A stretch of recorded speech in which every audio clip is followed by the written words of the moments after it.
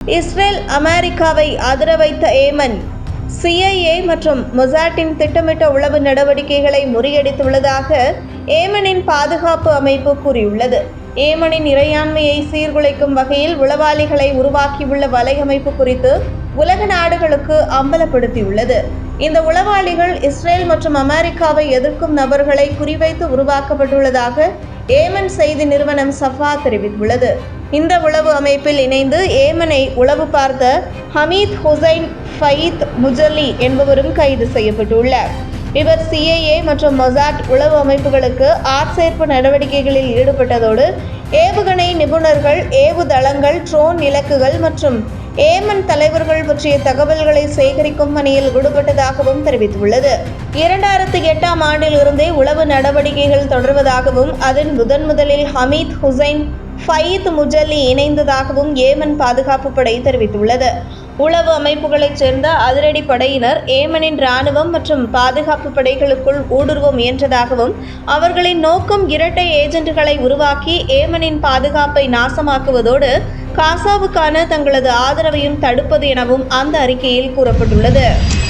Israel தொழில்துறை மண்டலம் மீது தாக்குதல். ஹவுதிகளிடம் அடுத்தடுத்து தோல்வியடையும் ஆக்கிரமிப்பு படை. அஷ்கெலோன் பகுதியில் உள்ள இஸ்ரேலிய தொழில்துறை மண்டலத்தின் மீது ஏமனின் ஹவுதி குழு தாக்குதல் நடத்தியதாக கூறியுள்ளது. அதேபோல் ஜஃபா பகுதியில் உள்ள மற்றொரு இலக்கு மீதும் தாக்குதல் நடத்தியுள்ளதாக அறிவிக்கப்பட்டுள்ளது. போர் நிறுத்த உடன்படிக்கையில் பின்வாங்கும் நெதன்யாகு. புது நிபந்தனைகளை விதிப்பதாக ஹமாஸ் குற்றச்சாட்டு.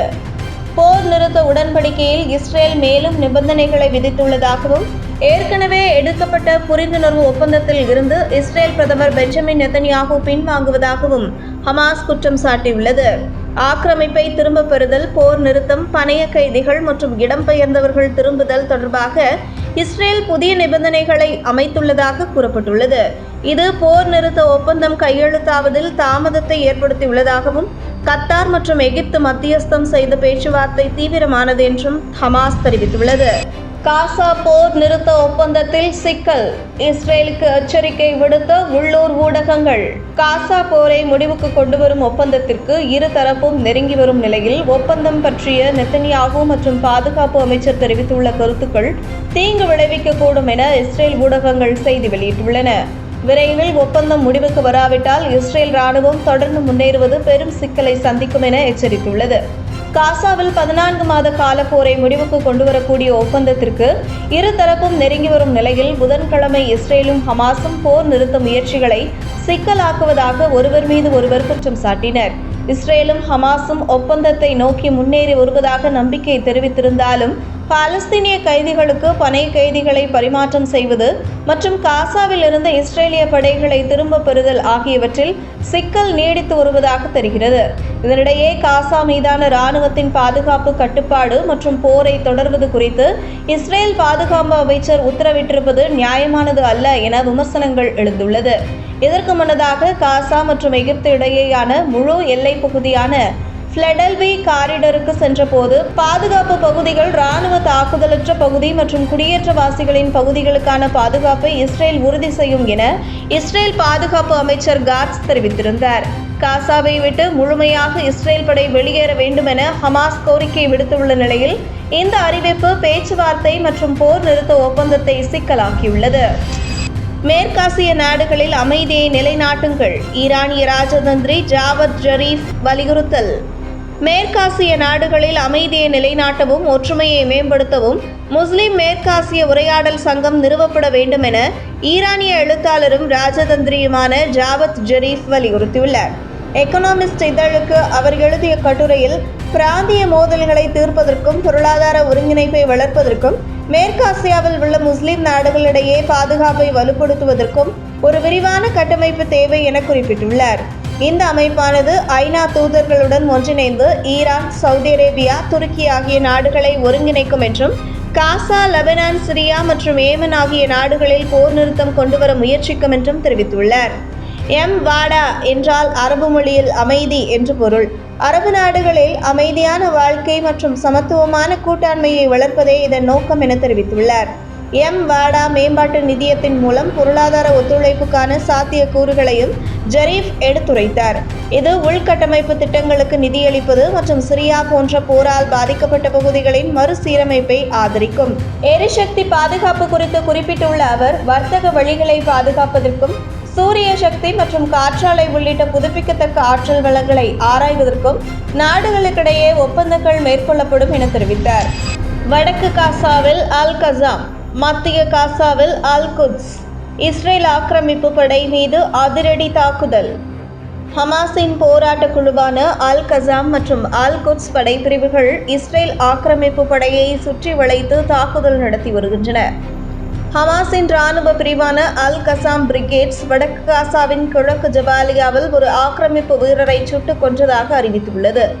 அதேபோல் அப்பகுதியில் பறந்து கொண்டிருந்த இஸ்ரேலின் அப்பாச்சி ஹெலிகாப்டரை நோக்கி SAM-7 ராக்கெட்டை ஏவி தாக்குதல் நடத்தியுள்ளனர்.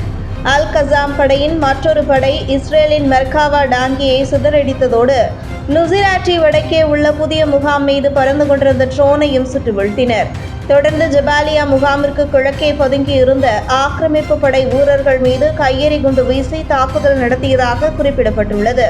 இதற்கிடையில் இஸ்லாமிய ஜிஹாத் இயக்கத்தின் இராணுவ பிரிவான அல் குத்ஸ் படை நெட்சாரிம் பாதையில் மேற்கே அமைந்துள்ள இஸ்ரேல் கட்டளை மற்றும் கட்டுப்பாட்டு மையம் மீது தாக்குதல் நடத்தியுள்ளது. அதேபோல் வடக்கு காசாவில் உள்ள பீட் ஹானூன் நகருக்கு முன்னேறி கொண்டிருந்த இஸ்ரேல் ஆக்கிரமிப்பு படை வாகனங்கள் மீது குண்டு வீசி தாக்கியுள்ளனர். காசாவில் ஹமாஸ் படையால் அனைத்து பகுதிகளிலும் சுற்றி வளைக்கப்பட்டு தாக்குதல் நடத்தப்படுவதால் இஸ்ரேல் ஆக்கிரமிப்பு படை கடும் பின்னடைவை சந்தித்து வருகிறது. பணைய கைதிகள் உயிருக்கு ஆபத்து. நெத்தன்யாகுவிற்கு இஸ்ரேல் அதிபர் நெருக்கடி. இஸ்ரேல் பிரதமர் பெஞ்சமின் நெத்தன்யாகு போர் நிறுத்த உடன்படிக்கையை ஏற்றுக்கொள்ள வேண்டும் என இஸ்ரேல் அதிபர் ஐசக் ஹெர்சாக் வலியுறுத்தியுள்ளார். பணைய கைதிகளின் உயிர்கள் ஆபத்தில் இருப்பதால் ஒப்பந்தத்தில் இறுதி செய்ய நெத்தன்யாகுவை அழைப்பதாக குறிப்பிட்டுள்ளார். காசா போர் நிறுத்த ஒப்பந்தத்தில் தந்திரம். நெத்தன்யாகு திட்டத்தை அம்பலப்படுத்திய எதிர்க்கட்சித் தலைவர். காசா போர் நிறுத்த ஒப்பந்தத்தில் பிரதமர் பெஞ்சமின் நெத்தன்யாகுவிற்கு விருப்பமில்லை என இஸ்ரேல் எதிர்க்கட்சித் தலைவர் யாயர் லாபிட் தெரிவித்துள்ளார். உண்மையாகவே போர் நிறுத்தத்திற்கு விரும்பினால் அவரே கத்தாருக்கு பறந்து செல்வார் என்றும், ஆனால் தற்போது இதில் முழு விருப்பமில்லாமல் பாசாங்கு செய்து வருவதாகவும் குற்றம் சாட்டியுள்ளார். பலமுறை செய்தது போலவே பேச்சுவார்த்தையில் நல்ல முன்னேற்றம் ஏற்பட்டுள்ள சமயத்தில் ஊடகங்களை அழைத்து போரை நிறுத்த மாட்டேன் என இந்த முறையும் அறிவிப்பார் என்றும், ஹமாஸுடன் போர் நிறுத்த ஒப்பந்தம் மேற்கொள்ள தனக்கு எந்த காரணமும் இல்லை என கூறுவார் என்றும் யாயர் லாபிட் தெரிவித்துள்ளார். இந்த கருத்து காசா போர் நிறுத்த ஒப்பந்தம் கைகூடும் என எதிர்பார்த்திருக்கும் இஸ்ரேல் மக்களிடையே பெரும் பரபரப்பை ஏற்படுத்தியுள்ளது. 9 பாலஸ்தீனியர்கள் படுகொலை. அகதிகள் முகாமை குறிவைத்து தாக்கும் ஆக்கிரமிப்பு படை. காசா நகருக்கு தெற்கே உள்ள ஜெய்டாவுன் பகுதியில் உள்ள ஒரு வீட்டின் மீது இஸ்ரேலிய தாக்குதல் நடத்தியதால் 5 பாலஸ்தீனியர்கள் கொல்லப்பட்டனர் மற்றும் 20 பேர் காயமடைந்தனர். காசா நகரில் உள்ள அல் ஜசீரா ஸ்போர்ட்ஸ் கிளப்பில் இடம்பெயர்ந்த மக்களுக்கான கூடாரங்கள் மீது இஸ்ரேல் நடத்திய தாக்குதலில் குறைந்தது 4 பேர் கொல்லப்பட்டதாக தகவல்கள் வெளியாகியுள்ளன. மேற்கு கரையில் அத்துமீறும் இஸ்ரேல். பாலஸ்தீனியரை சுட்டுக் கொன்ற ஆக்கிரமிப்பு படை. ஆக்கிரமிக்கப்பட்ட மேற்கு கரையில் துல்கரேமுக்கு வடக்கே உள்ள காஃபினி பகுதியில் பாலஸ்தீனியர் ஒருவரை இஸ்ரேல் ஆக்கிரமிப்பு படை சுட்டுக் கொன்றதாக தகவல்கள் வெளியாகியுள்ளன. மேற்கு கரையில் இஸ்ரேலியர்களை குடியமர்த்தி வரும் இஸ்ரேல் அரசு அப்பாவி பாலஸ்தீன மக்களின் விளைநிலங்களை கையகப்படுத்துவதும், தடுப்பவர்களை கைது செய்வதும் அல்லது சுட்டுக் கொல்வது போன்ற வன்முறை வெறியாட்டங்களில் ஈடுபட்டு வருவதாக செய்திகள் வெளியாகி வருவது குறிப்பிடத்தக்கது.